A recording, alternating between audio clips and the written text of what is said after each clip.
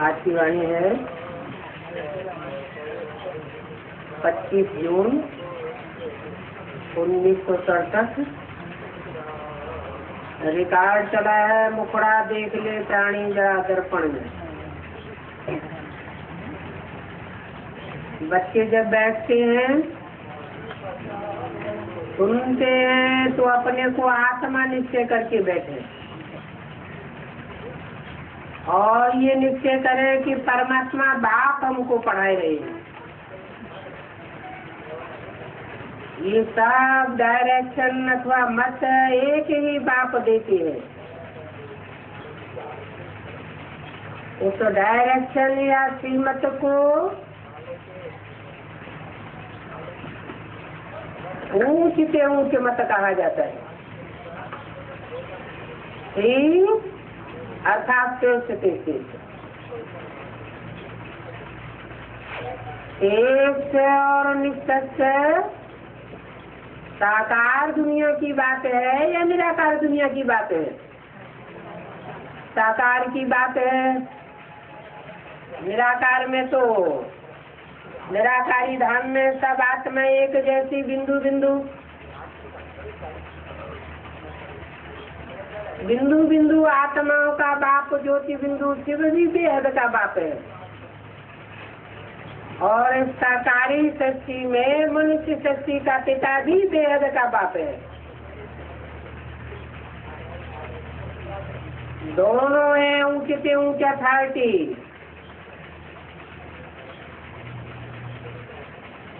जिनको ही ऊंचे से ऊंचे भगवान कहा जाता है। आत्माएं दो है लेकिन पर्सनालिटी एक है। बहुत है जो उस लव से परमात्मा को बाप समझते नहीं है। बल शिव के भक्त हैं, बहुत जाकर के प्यार भी करते हैं, परंतु आजकल के सन्यासियों ने कह दिया है कि परमात्मा ठिक्कर बिक्कर में है। तो फिर ठिक्कर बिक्कर में वो लव कहाँ से आवेगा? जो अब बेविचारी प्यार है वो लोप हो जाता है। बेविचारी ठिक्कर बिक्कर में वो प्यार कहाँ से टिकेगा? फिर वो लब्धि किसमें रखे? इसलिए बाप से विपरीत बुद्धि हो गई। कौन से बाप से विपरीत बुद्धि हो गई है?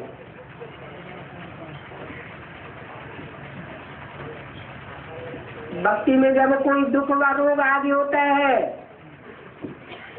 तो प्रीति दिखाते हैं, दुखी होते हैं तो प्रीति दिखाते हैं। कहते भी हैं दुख में सिमरन सब करें, बोलते हैं हे भगवान रक्षा करो, साथ साथ में सिर्फ ग्लानि भी करते हैं कि परमात्मा ठिक्कर बिक्कर सब में है।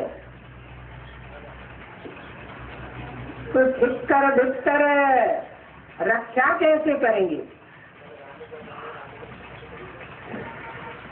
जो खुद ही माया की ठोकर खाने से टूट पड़ते हैं ठिक्कर की तरह। तेज कार्यों में भिक्तर की तरह बीज की तरह विघ्न बन करके अड़ जाते हैं। और रक्षा कैसे करेंगे? जानते हैं गीता है श्रीमद् भगवान के मुख से गाई हुई, और कोई ऐसा शास्त्र नहीं है जो भगवान के द्वारा गाया हुआ हो। न कुरान, न बाइबल, न धम्मपद, न गुरु ग्रंथ साहब। एक भगवत गीता ही भगवान के द्वारा गाई हुई है और उसमें ही श्रीमत है। एक भारत की गीता है जिसका इतना प्रभाव भी है और एक गीता ही भगवान की गाई हुई है। उनका ही प्रभाव है। निराकार भगवान की तरफ दृष्टि जाती है तो उंगली से इशारा ऊपर में करेंगे। अब कृष्ण के लिए तो ऊपर में इशारा नहीं करेंगे क्योंकि वो तो देहधारी है, नीचे रहने वाला है। तुमको तो और उनके साथ संबंध का पता पड़ गया है, इसलिए कहा जाता है कि बाप को याद करो, उनसे ही प्रीति रखो।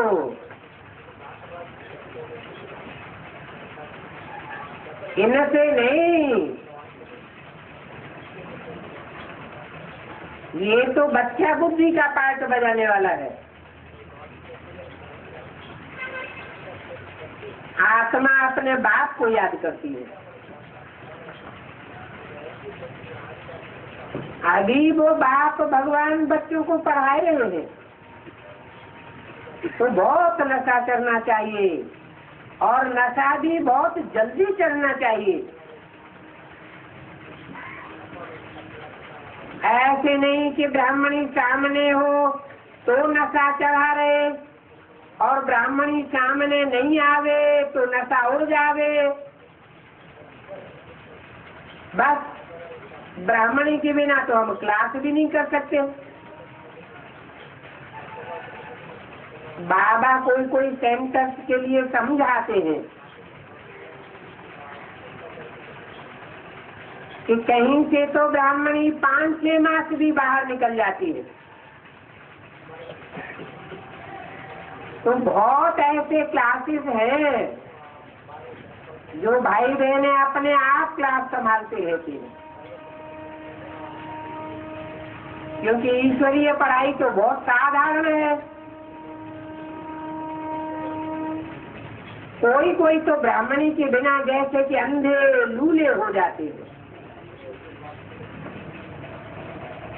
ब्राह्मणी सेंटर से निकल आती है तो सेंटर पर जाना ही छोड़ देते हैं। अरे इतने बहुत क्लास में बैठे हैं, क्या क्लास नहीं चला सकते? गुरु बाहर में चला जाता है तो उसके चेले पिछाड़ी में संभालते हैं ना। यहाँ तो ब्राह्मणी के बिना जैसे कि अंधे ही बन जाते हैं। अभी तो तुम अंधे से सोझरे बन रहे हो तो ऐसे थोड़े ही होना चाहिए। बाबा समझाते हैं कि धारणा नहीं होती है तो सेंटर नहीं संभाल सकेंगे, ठंडे पड़ जाते हैं। बच्चों को तो सर्विस करनी है और स्टूडेंट्स में तो नंबरवार होते ही हैं। बाबा जानते हैं कहाँ पर फर्स्ट क्लास को भेजना होता है और कहाँ पर थर्ड क्लास को भी भेजना होता है। इतने वर्ष सीखे हैं तो कुछ तो धारणा हुई होगी जो सेंटर को चला लो। आपस में मिलते जुलते रहे, संगठन क्लासेस करते रहे, मुरली तो सब जगह पहुंचती ही रहती है। पॉइंट्स के आधार पर से ही समझाते हैं। अब सुनने की भक्ति मार्ग में टेव पड़ी हुई है और सुनाने की टेव नहीं पक्की हुई है। याद में रहे तो धारणा भी पक्की हो।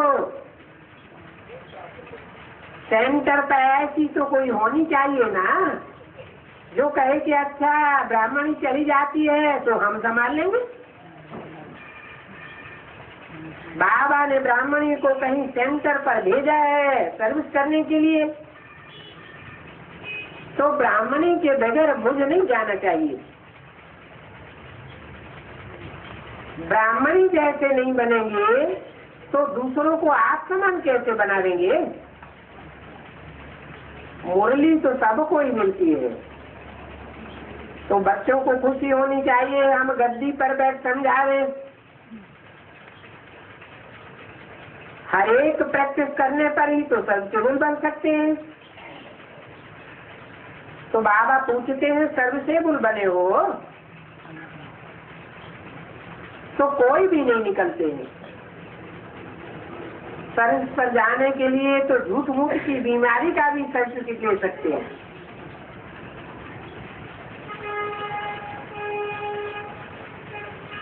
विश्व का कल्याण करना है, ये तो बच्चों को मालूम है कि हम सब बीमार हैं। अभी तुम आधा कल्प के लिए तंदुरुस्त बन रहे हो, तो कहीं पर भी सर्विस के लिए बुलावा हो तो झट चले जाना चाहिए। बाबा कोशिश भी कर रहे हैं कि जो बंधन मुक्त हैं तो नौकरी भी उनकी छुड़वा दे दे। उस गवर्नमेंट से तो इस गवर्नमेंट की ये पढ़ाई बहुत ऊंची है, क्योंकि भगवान स्वयं पढ़ाते हैं, जिससे तुम 21 जन्मों के लिए बैकुंठ का मालिक बनते हो। इतनी भारी आमदनी है और उस कमाई से क्या मिलेगा? अल्पकाल का सुख मिलता है, एक जन्म भी कोई गारंटी नहीं कि प्राप्ति होगी। यहाँ पर तो विश्व का मालिक बन जाते हो। जिनको पक्का निश्चय है वो तो कहेंगे हम उस नौकरी चौकरी को क्या करेंगे, परंतु नशा पूरा चाहिए। देखना है कि हम किसी को समझा सकते हैं, इतना नशा रहता है। 25 जून सरस्वती वाणी का दूसरा पेज। ये समझाना है तो बहुत है। समझाना है कि कलयुग अंत में 500 करोड़ मनुष्य हैं, सतयुग आदि में जरूर थोड़े होंगे। उस सतयुग की स्थापना के लिए बाप जरूर संगम युग पर आवेंगे। पुरानी पति दुनिया का विनाश होना है और महाभारत लड़ाई भी बड़ी मशहूर है। ये लड़ाई लगती भी तब है जबकि भगवान आकर संगम पर सहज राजयोग सिखलाते हैं और राजाओं का राजा बनाते हैं। कर्मातीत अवस्था को प्राप्त करते हैं। कहते हैं देव सहित देव के सब धर्म छोड़कर माने कम याद करो तो तुम्हारे पाप कर्म भस्म होंगे। अपन को आत्मा समझ बाप को याद करना, इसमें बड़ी मेहनत। वास्तव में योग का अर्थ एक भी मनुष्य नहीं जानते। सन्यासियों से देखो अनेक प्रकार के मनोयोग बैठ करके बनाए डाले। भक्ति मार्ग में है ही सब मनोमय बातें। कहते हैं ये शास्त्र वेद व्यास भगवान ने बैठ करके बनाए। बाप समझाते हैं ये सब ड्रामा में मूल है। जो भक्ति मार्ग में बैठ शास्त्र बनाए हैं, बाकी व्यास कोई भगवान होता नहीं है। जब जब भक्ति शुरू होती है तो ये शास्त्र आदि बनते ही जाते हैं। इसलिए बनते हैं मनुष्यों के द्वारा बनाए जाते हैं, मनुष्य दुर्गति में ले जाते हैं। तो ये शास्त्र सब है दुर्गति में ले जाने के लिए, क्योंकि ये सब मनोमय है।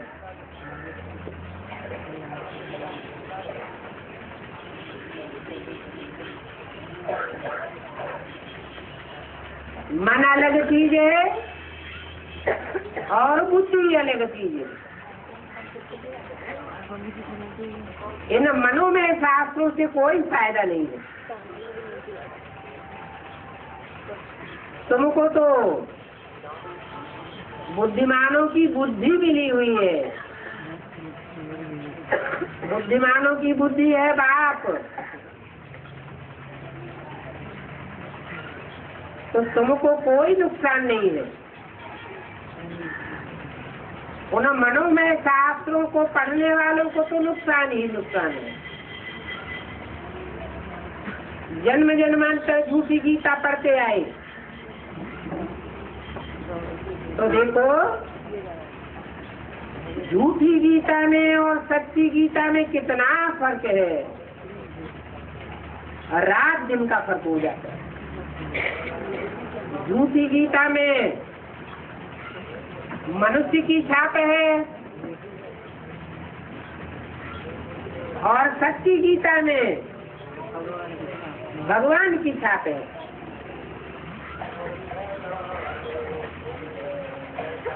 मनुष्य मनोमय शास्त्रों की कल्पना करते हैं, तो सच्ची गीता और झूठी गीता में रात दिन का फर्क है। बाप की बायोग्राफी में भी बच्चे का नाम डाल दिया है।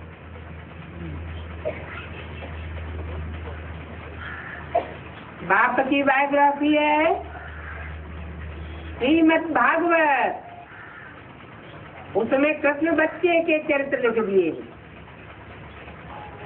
वास्तव में चरित्र तो बाप के हैं, लेकिन नाम डाल दिया है बच्चे का।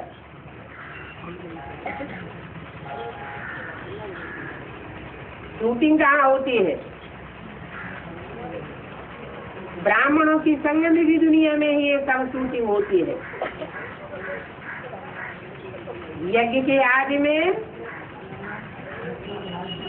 प्रैक्टिकल में सारा कार्य करने वाला प्रजापिता ब्रह्मा था। बाद में कथा कहानी बनाई, एक अद्भुत जीवन कहानी, और उसमें चित्र डाल दिया ब्रह्मा का, दादा लेखराज उस कृष्ण की सोल का, तो शूटिंग हो जाती है। जैसी यहाँ शूटिंग होती है वैसा फिर भक्ति मार्ग में भी चलता है।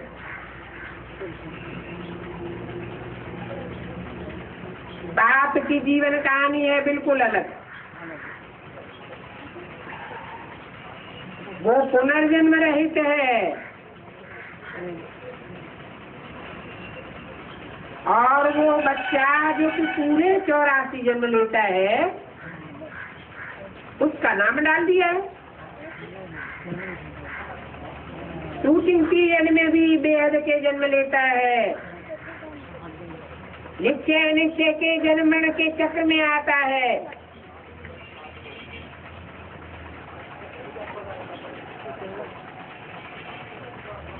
और ब्राह्मण ड्रामा में तो आना ही है, सबको आना है। मनुष्यों को उल्टा सुनाकर और ही फायदे के बदले नुकसान कर देते हैं। ये शास्त्र भी बनने हैं और भक्ति मार्ग चलना ही है। खेल बना हुआ है। कौन सा खेल है? ज्ञान मिलता है तो जन्म जन्मांतर की भक्ति से वैराग आ जाता है। वैराग भी 2 प्रकार का होता है। एक है मनुष्य गुरुओं के द्वारा सिखाया हुआ हद का वैराग,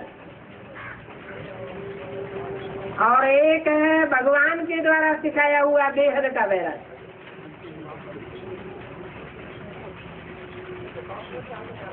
सन्यासी लोग घर बार छोड़ करके चले जाते हैं,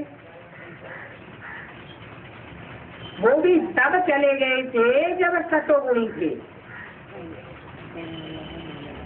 अभी तो तमो प्रधान होने के कारण बैगरी लाइफ को छोड़ करके रॉयल लाइफ में आ गए हैं।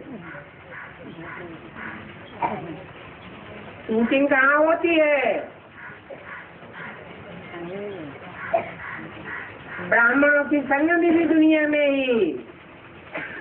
कच्चे कन्वर्ट होने वाले ब्राह्मणों के द्वारा ये शूटिंग होती रहती है।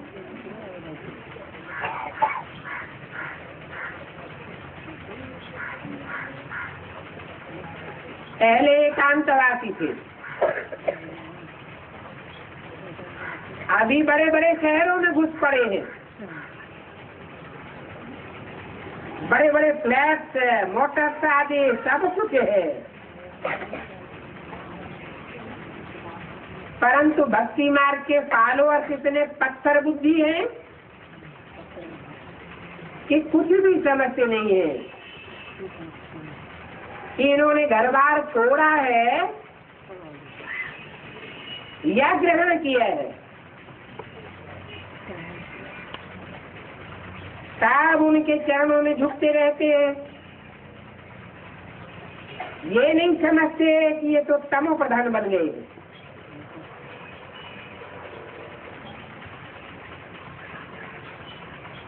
और ये मनुष्य गुरु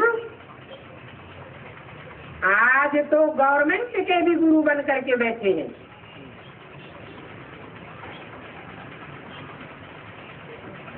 देखो नंदा बाबू हेड बन करके बैठा है।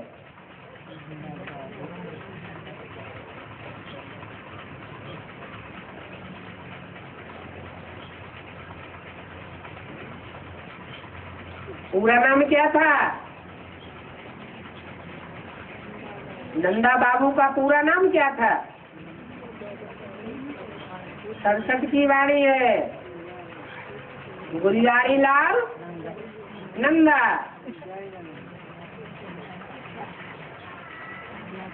अरे मनुष्यों को तो फिर भी गुरुओं का हेड नहीं बनना चाहिए। गुरुओं की भी सदगति करने वाला कौन है? मनुष्य है क्या? गीता में तो लिखा हुआ है कि साधुओं का भी मैं उद्धार करता हूँ। मनुष्य गुरु थोड़े ही साधुओं का उद्धार करते हैं। तो देखो आजकल मान तो सब चाहते हैं। बाप समझाते हैं ये मान मर्तबा चाहने वाले सब ऐप्स बुद्धि है। भक्ति मार्ग में सबसे ऐप्स बुद्धि वो है जो बहुत वेद शास्त्र आदि पढ़ते हैं। एक ही बात में तम प्रधान बन जाते हैं कि बाप सर्वव्यापी है।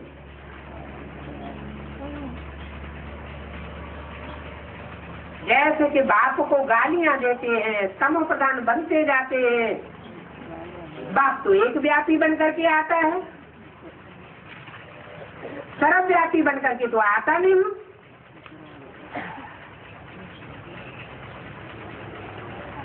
शूटिंग कहाँ होती है? ब्राह्मणों की संग में भी दुनिया में इस बात की भी शूटिंग होती है। भले दूसरों को सुनाते हैं, समझाते हैं कि परमात्मा बाप सर्वव्यापी नहीं है। फिर अगर उनसे पूछा जाए कि एक व्यापी कहाँ है, बताओ।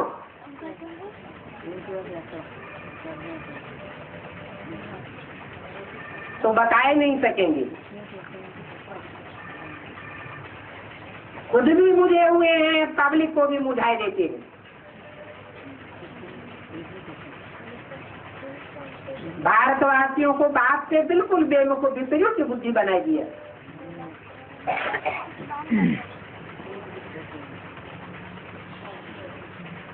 अगर प्रीति बुद्धि होती तो एक बाप को पहचानते तो प्रीति बुद्धि भी होती,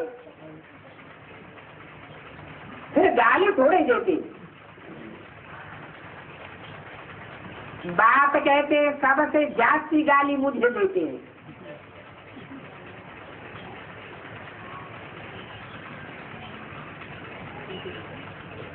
श्रीकृष्ण को, राम को कितनी गाली देते हैं।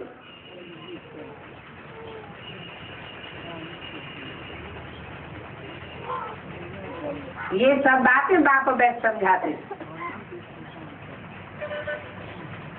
कि वास्तव में असल में ये गालियां देने की भी शूटिंग कौन करते हैं,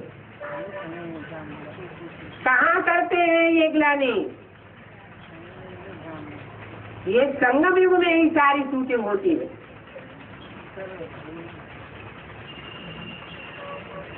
जो कच्चे कन्वर्ट होने वाले ब्राह्मण हैं,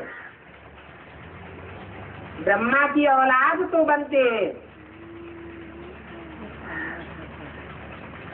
परंतु पूरा ज्ञान समझते नहीं है, इसलिए फिर न पहचानने के कारण ग्लानि करते हैं।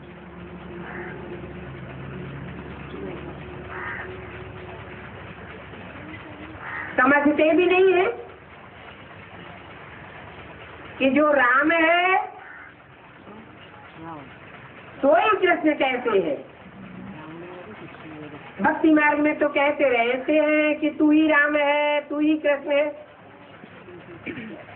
ये नहीं समझते कि एक ही पर्सनालिटी में राम, कृष्ण और शिव तीनों ही आत्माएं कार्य करती हैं। न समझने के कारण फिर ग्लानि करते हैं, गालियां देते हैं, विरोध करते हैं। ये सब बातें बाप ही आकर के समझाते हैं। तुम्हारी बुद्धि में तो नहीं होता कि आखिर भक्ति मार्ग में भगवान की इतनी ग्लानि क्यों करते हैं।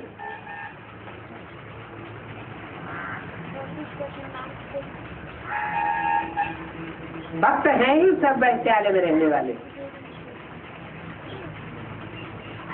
तुम बच्चे तो जानते हो कि अब हम तो वैश्यालय से निकल करके शिवालय में जाने वाले हैं। तुम सभी ब्रह्मा कुमार कुमारी अब प्रजापिता ब्रह्मा की औलाद बन गए हो, क्योंकि तुम बाप को जानते हो।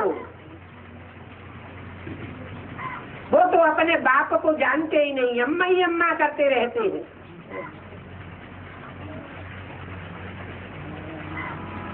तो जो बाप को नहीं जानते, सिर्फ माता की जिनको पहचाने हैं तो जरूर कहेंगे वैश्यालय है।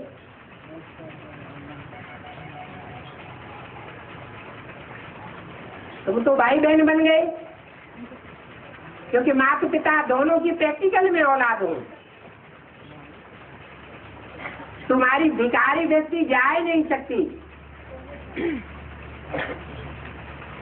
आजकल तो बच्ची के ऊपर बाप,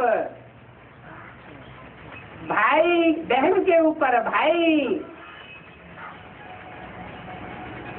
और शिष्य के ऊपर गुरु की क्रिमिनल दृष्टि रहती है। सिर्फ क्रिमिनल दृष्टि ही नहीं रहती, क्रिमिनल एहसास भी करते हैं।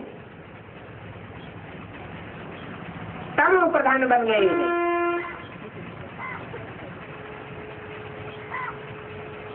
ये भक्ति मार्ग की सारी शूटिंग कहाँ होती है? ब्राह्मणों की ही संगम दुनिया में ये सारी शूटिंग होती है।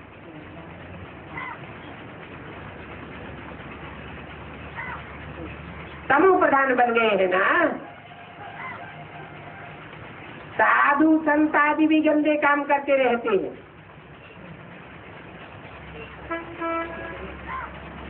बड़े बड़े आदमियों के लिए तो खास वैश्यालय रहते हैं।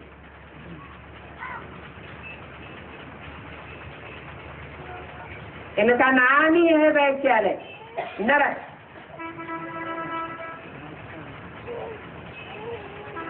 वैश्या आलय, आलय माने घर, वैश्या का आलय। वैश्या अपने घर में सांप की चिरौरी करती रहती है, एक की मान्यता नहीं, इसलिए इसको नरक कहा जाता है, क्योंकि नर ही नरक बनाता है, वैश्यालय बनाता है। परंतु आज के नर अपन को नरकवासी समझते थोड़े है, उनको स्वर्ग का पता ही नहीं है, तो कह देते हैं स्वर्ग नरक सब इसी दुनिया में है। अरे इसी दुनिया में स्वर्ग है तो क्यों कहते हो स्वर्गवासी हुआ? कहते हैं इसी दुनिया में स्वर्ग है, इसी दुनिया में नरक है। कितनी भी स्त्रियां रखो तो उसमें क्या है? ये गंदे संस्कार क्यों आए? क्योंकि समझते हैं कि कृष्ण को बहुत रानियां थी, उनको 16,000 रानियां थी, तो हम क्यों नहीं रख सकते? बाबा निजाम बादशाह का मिसाल देते हैं, बोलो हिंदुओं के भगवान कृष्ण ने 16,000 रानियां रखी, ऐसा बोलने वालों से बोलो कि जिनको तुम कृष्ण कहते हो वो कृष्ण तो बच्चा बुद्धि है, उसके पीछे तो 16,000 रानियां जा भी नहीं सकती।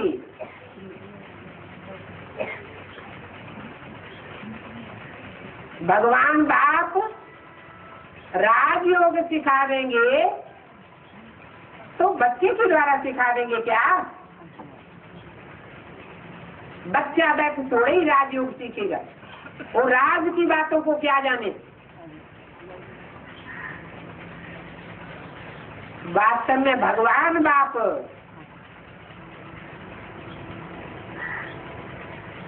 बच्चे के द्वारा ज्ञान राजयोग नहीं सिखाते। बाप अलग है और बच्चा बुद्धि कृष्ण की आत्मा अलग है।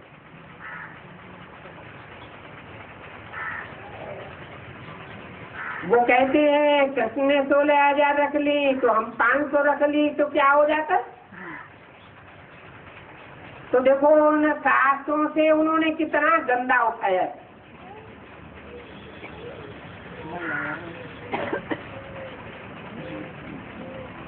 ये विधर्मियों में कन्वर्ट होने वाली बातों, कन्वर्ट होने वाले लोगों की बातें हैं।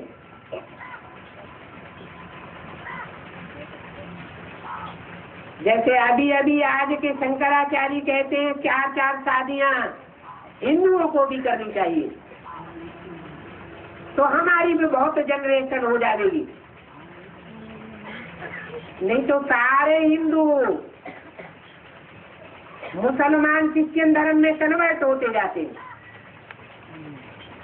उनकी जनसंख्या कम होती जाती है। तो देखो कैसा पंचायती राज्य है, जो जिसके मन में आता है वो वैसा ही कहते रहते हैं और कराते रहते हैं। ये कोई सावरेंटी नहीं है, इनको किंगडम नहीं कहा जाएगा। ये तो प्रजा के ऊपर प्रजा का बेकायदे राज्य है, बेकायदे कानून कायदे बनाते रहते हैं। ऐसे नहीं कि प्रजा के ऊपर प्रजा का राज्य हमेशा से था। नहीं, भगवान आकर के सत्य के आज में किंगडम स्थापन करते हैं। किंगडम थी तो कितना बल था, क्योंकि भगवान आकर एक धर्म की स्थापना करते हैं। एक धर्म होता है तो एक राज्य होता है। रिलीजन इज माइट कहा जाता है। विचारी रिलीजन होता है तो माइट खत्म हो जाती है। आज भारतवासियों का कोई धर्म नहीं है। अपन को हिंदू कह देते हैं, तो देखो कोई बल नहीं है, कोई ताकत नहीं है। अभी फिर तुम पुरुषार्थ कर रहे हो एक किंगडम स्थापन करने के लिए, एक धर्म स्थापन करने के लिए, एक कुल एक मत स्थापन करने के लिए पुरुषार्थ कर रहे हो। तुम विश्व का मालिक बन जाओगे। यहाँ बाप के पास तुम आए ही हो विश्व का मालिक बनने के लिए। हेवनली गॉड फादर, जिनको शिव कहा जाता है, वो बात तुम बच्चों को पढ़ाते हैं। तो बच्चों में कितना नशा रहना चाहिए, बहुत इजी नॉलेज है।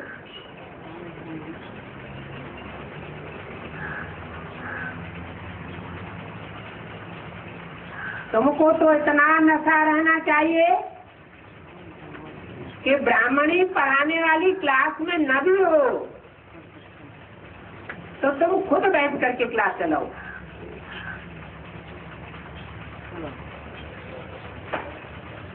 कोई कोई को तो इतना नशा कर जाता है कि बड़े घमंडी हो जाते हैं। कहते हैं ये कोई ब्राह्मणी थोड़े ही है, ये क्या जानती है, इससे अच्छी तो पढ़ाई हम पढ़ा सकते हैं। बस उल्टा नशा चढ़ जाता है। बाप कहते हैं ऐसे ऐसे अहंकार करने वाले, फिर देखेंगे तो दूसरे दिन आते ही नहीं।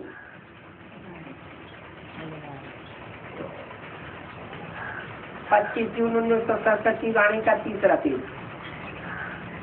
ऐसी आदत पड़ी हुई है जिसके कारण जिस सर्विस होती है। ये ईश्वरीय नॉलेज तो बड़ी इजी है। कुमारियों को तो कोई धंधा आदि भी नहीं है। इनसे पूछा जाए, पूछा भी जाता है कि वो डागली पढ़ाई अच्छी है या ये गॉडली पढ़ाई अच्छी है, तो कुमारियां तो कहती ये तो बहुत अच्छी बात है, अच्छी नॉलेज है। बाबा अभी हम तो ये पढ़ाई नहीं पढ़ेंगे, दिल नहीं लगता है। लौकिक बाप ज्ञान में नहीं होगा तो फिर मार खा देगी। तो कोई बच्चियां तो बहुत कमजोर होती है।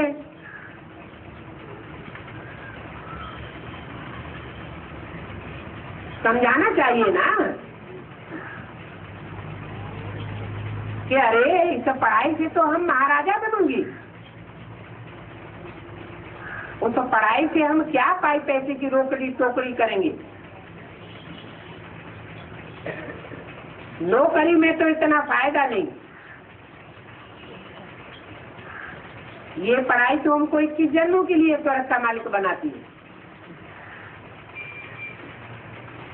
वहाँ राजा भी स्वर्गवासी होता है तो प्रजा भी स्वर्गवासी बनती है। अभी तो राजा भी नरकवासी और प्रजा भी नरकवासी। ये दुनिया है ही वैश्यालय। ये भी नहीं समझते हैं कि ये वैश्यालय अक्सर खराब है। अब बाप कहते हैं तुम सर्वगुण संपन्न 16 कला संपूर्ण थे, अभी देखो तुम कितने तमो प्रधान बन गए। तमो प्रधान बनते बनते सीढ़ी नीचे उतरते चले आए, कलाहीन बन गए। भारत जो सोने की चिड़िया कहलाता था, अभी ठिक्कर की भी नहीं रही। भारत 100% सॉल्वेंट था, अभी 100% इनसॉल्वेंट बन गया।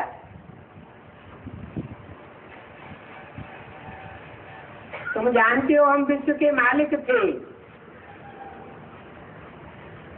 फिर 84 जन्म लेते लेते अभी पत्थरनाथ बन गए। कहाँ पारसनाथ और कहाँ पत्थर बुद्धियों के नाथ बन गए। हो तो मनुष्य, परंतु पारसनाथ और पत्थरनाथ कहा जाता है। गीत भी सुना। अपने अंदर को देखो कि हम कहाँ तक लायक बने। कौन सा गीत था? मुखड़ा देख ले प्राणी।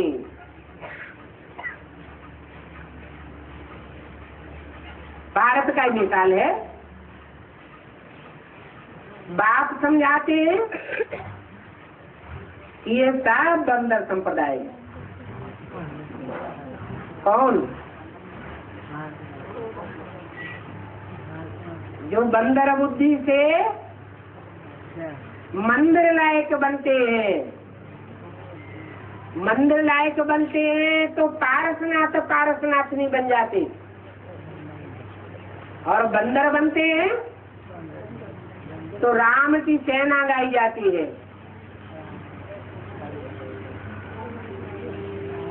इन सभी बंदरों में 5 विकार भरे पड़े।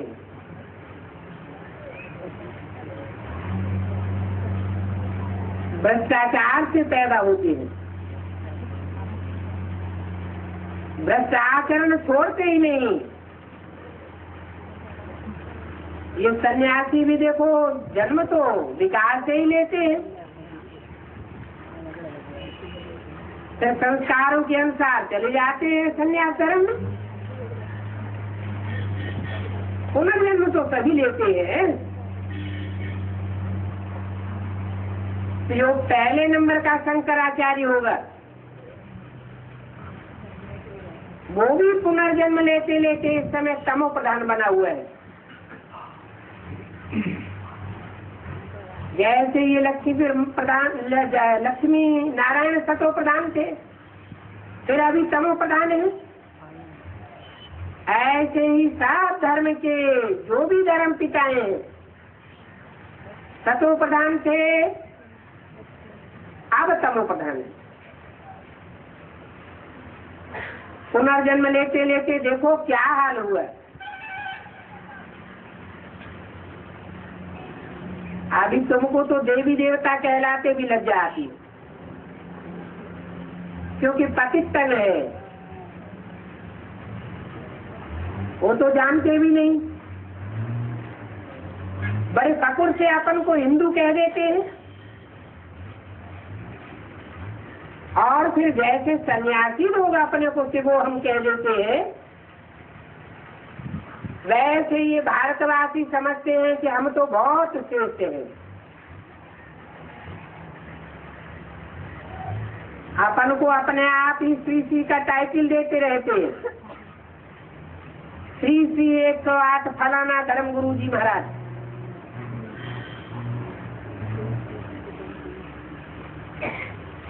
कहते हैं श्री जाकिर हुसैन। कोई भी धर्म का होगा, मुसलमान धर्म को भी श्री कह देते हैं। जो गवर्नमेंट आती है वो अपना ही सब चलाई देती है, भाषा आदि सब बदल देते हैं। अभी तो देखो किलोमीटर आदि क्या क्या निकाला है,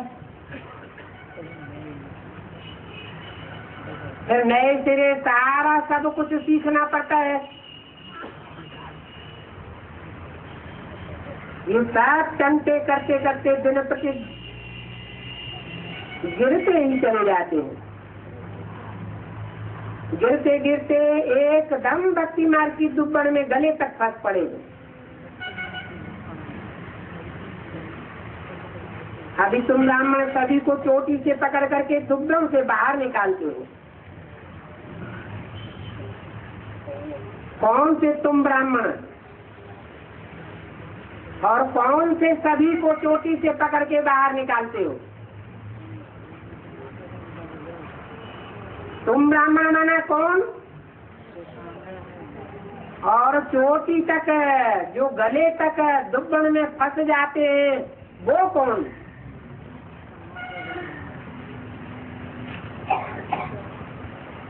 है जो सूर्यवंशी ब्राह्मण है वो बाप के साथ, बाप को पहचानने के कारण दूसरे दूसरे धर्मों से प्रभावित नहीं होते, सिर्फ आखिरी जन्म में प्रभावित होते हैं और शूटिंग पीरियड में भी प्रभावित नहीं होते।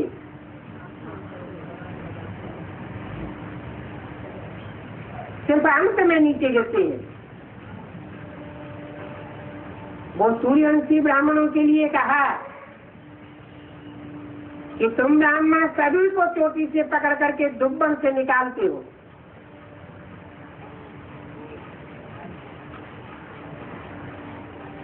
तुम्हारी बुद्धि में पहले बात बैठती है।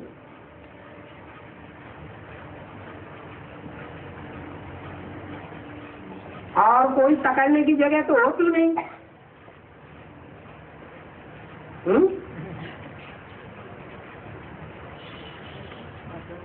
कोई दलदल में फंस जावे गले तक तो पकड़ने के लिए क्या रह जाता है? जो पकड़ के बाहर निकाले, चोटी रह जाती है।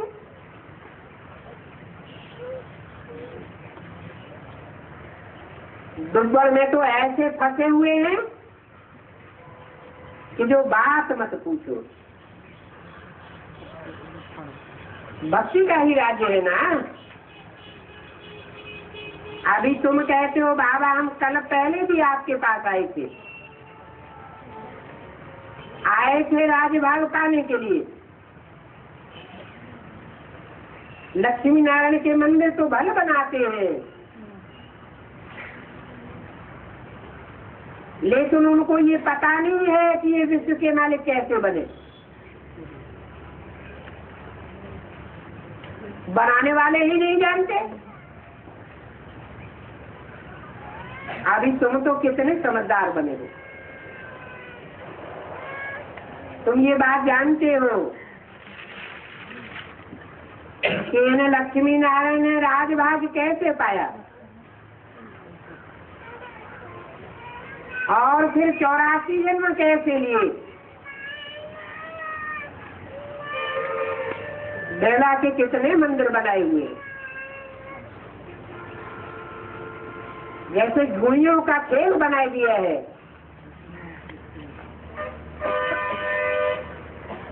वो बच्चे छोटी छोटी गुड़िया बनाते हैं, ये बड़ी गुड़िया बना देते हैं।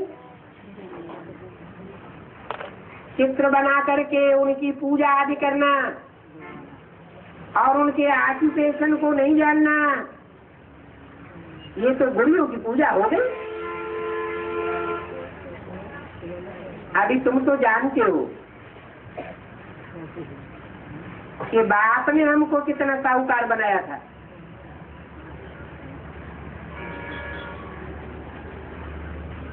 अभी हम दूसरों के प्रभाव में आकर के कितने कंगाल बन गए। जो पूजी थे तो पुजारी बन गए। भक्त लोग फिर भगवान के लिए कह देते हैं कि आप ही पूज्य हो, आप ही पुजारी हो।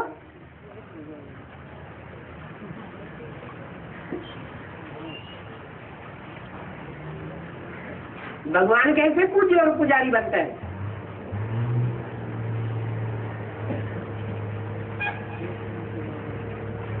भगवान तो न पूज्य बनता है न पुजारी बनता है।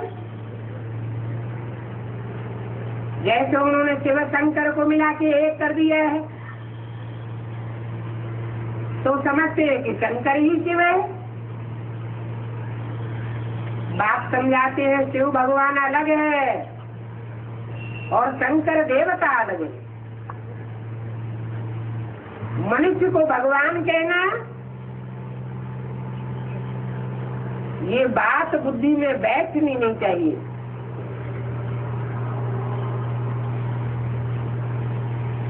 कहते हैं कि आप ही सुख देते हो, आप ही सुख देते हो। अरे भगवान को तो सुखदाता कहा जाता है, वो दुख कैसे देगा? वो दुख सुख का हिसाब किताब भगवान के साथ नहीं बनता। भगवान तो दुखों के बंधन से छुड़ाने वाला है, सुखों की दुनिया में ले जाने वाला है।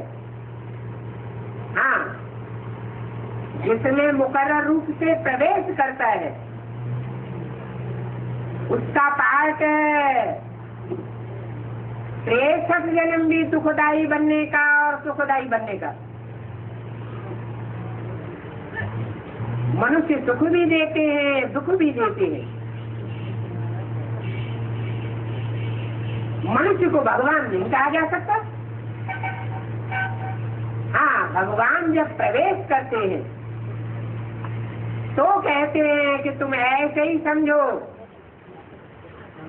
ये डायरेक्शन साकार ब्रह्मा नहीं देता है, बाप ही देते हैं।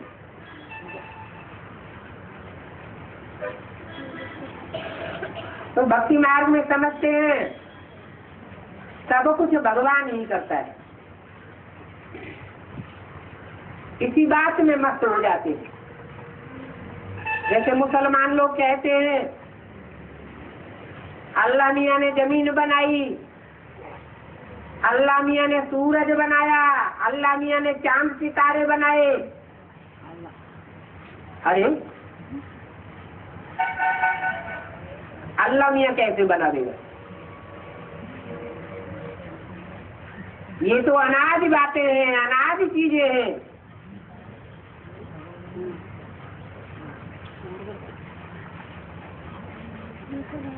ऐसी ऐसी बातों में मस्त हो जाते हैं। कह देते हैं आत्मा निर्लेप है, आत्मा को कोई लेप छेप नहीं लगता, लेप छेप शरीर को लगता है। तो गंगा स्नान करने जाते हैं, समझते गंगा स्नान करने से शरीर शुद्ध हो जाएगा। जो चाहिए तो खाओ, जो चाहिए तो पियो। क्या क्या फैशन निकला है। बस जिसने जो रिवाज डाला वो ही भक्ति मार्ग में चल पड़ता है। आगे मनुष्यों को आदमखोर कहते थे। मनुष्यों की भी देवी पल बलि चढ़ाते थे। अभी भी कभी कभी कहीं कहीं अखबार में देखा जाता है कि बच्चे को ले जाकर बलि चढ़ाई।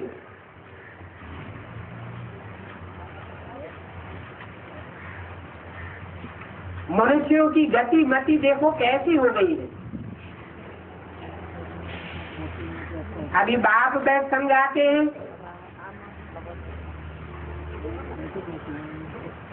ये बच्चों को बलि चढ़ाने की रस्म रिवाज कहाँ पड़ती है?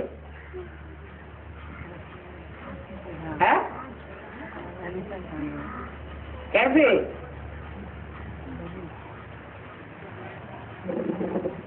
लाख समझाओ तो भी मानते नहीं है। क्या बात नहीं मानते हैं? छोटे छोटे बच्चे जो यज्ञ में अर्पण कर दिए जाते हैं, उनकी अपनी बुद्धि तो काम करती नहीं। माँ बाप उन्हें अपनी बुद्धि के आधार पर अर्पण कर देते हैं, तो ये शूटिंग हो जाती है। ज्ञान को समझे बिना अर्पण नहीं कहा जाता। अर्पण तब होता है जब अपनी बुद्धि से ज्ञान को समझे।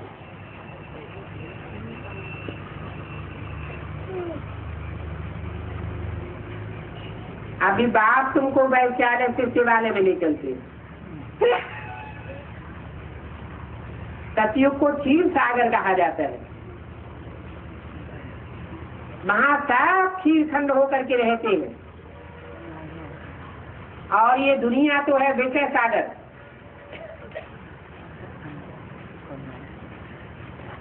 उस विषय वासना के सागर में सब गोते खाते रहते। 25 जून 1967 की वाणी का चौथा पेज।